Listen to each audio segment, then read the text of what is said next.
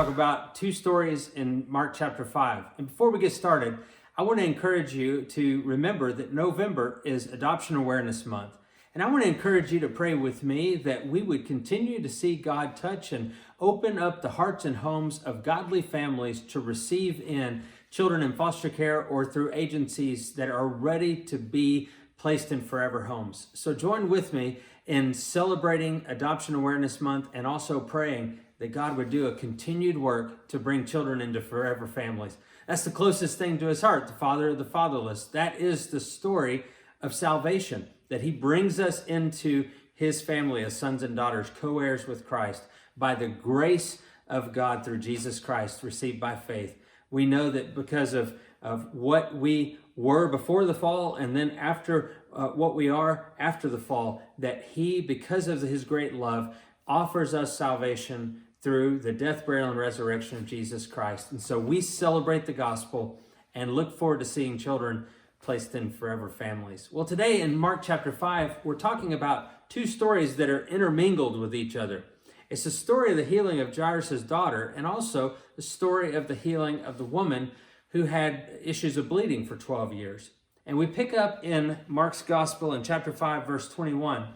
And when Jesus had crossed again in the boat to the other side, a great crowd gathered around him, and he was beside the sea. Then one of the rulers of the synagogue, Jairus by name, and seeing him, he fell at his feet and implored him earnestly, saying, "My little daughter is at the point of death." Now, how many of us have felt that impatience that, God, you got to do something now. It cannot wait. And kind of keep in mind the idea of adoption. That's how Amanda and I were. We were married 7 years and unable to have children, but we knew in our heart that God had placed the calling to be parents on our life, similar to what Abraham and Sarah felt like in the early chapters of Genesis. Whenever we struggled in prayer, we didn't understand God's timing. We didn't know what he was going to do. I was laying on the floor in the living room, and my mother-in-law was in for a visit. She was watching me bellyache as I was typing a letter to a birth mother that I'd never met, telling her who I am generically and kind of explaining what our heart is to be parents and to adopt a child. And I'm just rolling back and forth. I don't want to write this letter. I don't understand. We've been through fertility treatments. We've been through consults, and we've had children in our home we thought we could adopt and we couldn't. And here I am writing this letter. And that must have been the desperation that Jairus felt in this moment, except his daughter is sick with a fever. Matthew's gospel said she was already dead, but at some point, Jairus knew that his daughter would not get well unless Jesus came and put his hand upon her. Whatever he knew about Jesus, he desperately knew he needed him to show up. But Jesus in this story doesn't get in a hurry. And in our story of adopting, now 4 children later, a full house, God didn't get in a hurry just because I was impatient about writing that letter. But the funny thing about that letter is that it never actually was used. The next day, we found out about our 17-year-old daughter now, 17 years ago. She was 4 months old when we found out about her, Mary Emma. And we celebrate that God didn't answer our prayer on our time. He answered it on his time, and he answered it in amazing ways that we never could have even imagined. And that's the story of what it means to be a follower of Jesus. And that's what we're talking about in this series. What does it look like to follow Jesus in the book of Mark? And what we learned today is that sometimes God will delay doing things so that he can do more than what we've asked him for in a certain situation. Now, it doesn't mean it's better or okay that it happens that way. It's just a matter of fact that God doesn't get in a hurry like we do. And we do get in a hurry. And I wonder sometimes if we give God time, if we give him the room. A young, inexperienced pastor showed up at the house of British pastor Frank Boreham. And as this minister came to his house, he asked for the counsel of his guest.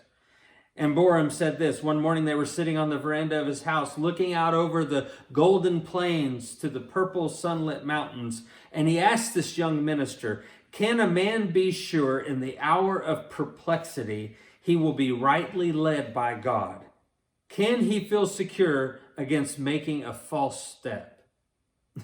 And this young minister said this: I am certain of it, exclaimed the minister, if he will but give God time. And that's the situation today. Are we willing to, in the certainty of what we know about God, give him time? It seems like the worst thing that we could ever be asked. I absolutely know that God can and will move in powerful ways no matter what we face. But am I willing to give him time to do it? And that's the question we're going to ask today as we talk about this idea of healing. Because in our physical struggles, we are probably the most impatient when it comes to our health. How many of us have waited in the waiting room of a doctor's office and felt like we didn't know when we were going to have our name called back? And it's something about when you go to a doctor, the doctor has patience. And it's an interesting play on words, or even a humorous thing to think that when you go to the doctor, you are a patient. But it's probably the most impatient time of our life is to wait on a doctor, or to wait on test results, or to wait on diagnosis. We just get impatient. But here is this story as this ruler, Jairus, comes to Jesus and lays down his feet. Listen, at this point, this guy, we're not real sure exactly everything about him, but he's a ruler in the synagogue. He's either a ruler on a local level or he's a regional representative for the synagogue. And this guy, very few times in stories in the scripture, especially in Mark's gospel, do we actually learn the name of someone. But yet Mark tells us that his name is Jairus. I mean, this guy was important. And he loses his mind and lays down at the feet of Jesus and says earnestly, my little daughter is at the point of death. This is verse 23. Come and lay your hands on her so that she may be made well and live. And even to the point in verse 24 that Jesus doesn't even answer him. He doesn't take time to talk to him, or he understands the urgency of the situation. And so in verse 24 it says, and he went with him. I mean, Jesus didn't even question well, what have you tried? What have you done? How long has it been going on? He sees this man who is a ruler and he just goes with him. And we're like, great. That's what we want to see. We want to see Jesus hear our cry for help and just not even ask questions. Just, okay, let's go. That's what I'm doing next. And who wouldn't want to be in that situation of Jairus at that point? God, thank you for answering immediately. Thank you for stopping what you're doing and going with me and answering my need. And so often we pray that way. We want God to prioritize our needs over others. And it's just human nature. And we're seeing this play out in the text. And that's how we would be. But look at what happens in this passage, because that is the first part of the story. And then it says in verse 20, he went with him, and a great crowd followed him and thronged around it. They were pressing in around him. In verse 25, and there was a woman who had a discharge of blood for 12 years, who had suffered much under many physicians. Listen, there's this woman that came up who'd been suffering for 12 years. She spent all of her money on doctors. She suffered under their care, probably more than her original issue. And this woman's been dealing with this for a long time. But notice, we don't know her name. You see, there's an important man, Jairus. We know his name. We know his position. All we know about this woman is that she's broke from all of the medicine she's bought. She's had witch doctors that have tried to treat her and have terrorized her body. And she's been suffering with an illness for 12 years of bleeding. Literally, her life has been leaving her for 12 years. Now, wait a minute. There's a girl that's dying, a young girl, a child. And any physician, if they were doing trauma or triage and looking at the needs of who needs help first, a woman who's been struggling for 12 years is not prioritized in front of a child who is feverish or who is about to die. And yet, in this story, the story slows down. As quick as Jesus turned to go with this man, he's now pressed in by the crowd and he's slowed down. And it says in this story in verse 27, she had heard the reports about Jesus and came up behind him in the crowd and touched his garment. For she said, if I even touch his garments, I'll be made well. And immediately the flow of blood dried up and she felt in her body that she was healed of her disease. What an amazing story. At the same time she felt that her disease was healed, Jesus felt the power leave him. And he asked this question, who touched my garments? And his disciples said to him, you see the crowd pressed around you, and yet you say, who touched you? It was almost this comical thing, like, seriously, Jesus? You're going to ask who touched you? Everybody's pressed in around you. It was common back in Mark chapter 3 that it was understood that people would try to get as close to Jesus as they could because they understood that if you even touched him, that there was a chance that you could be healed. I mean, you call it superstition or call it magic or whatever it was. In this world that they lived in, they had this sense.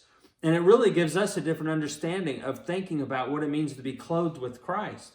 Do people still have that sense that if they could just get close enough to him, that they would somehow receive power from him? And here we have this story, this woman, and Jesus asking them, who touched me? And this woman must have been standing there as Jesus is looking around the crowd. She must have been standing there and saw his eyes look at her, and she was gripped with this need to look what she does. But the woman, knowing what had happened to her, came in fear and trembling and fell down before him and told him the whole truth. Listen, Jesus had power left him.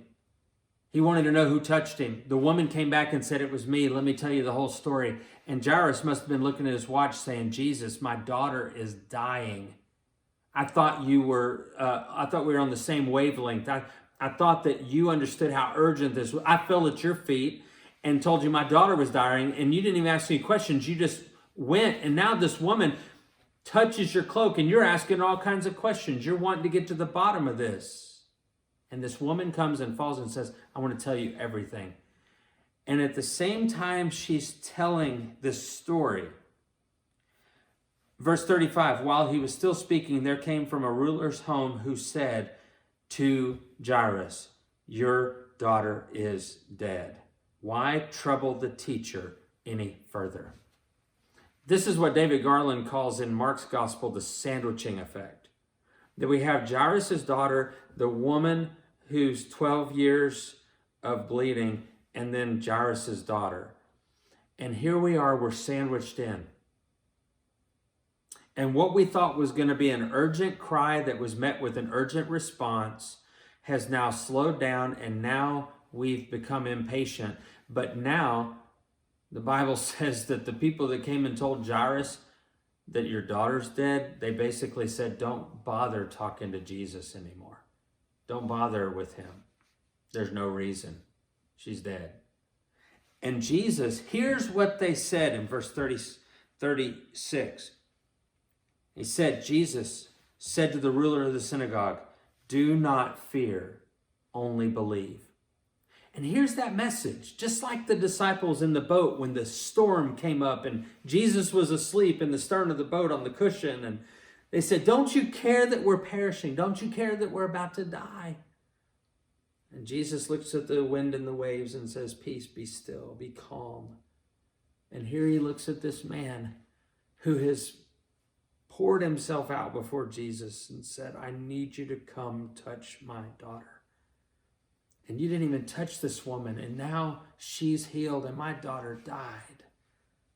And he says, do not fear, only believe. Believe. And I ask that question, do we only believe what we ask God to do, or will we be willing to believe what God can do? Think about that.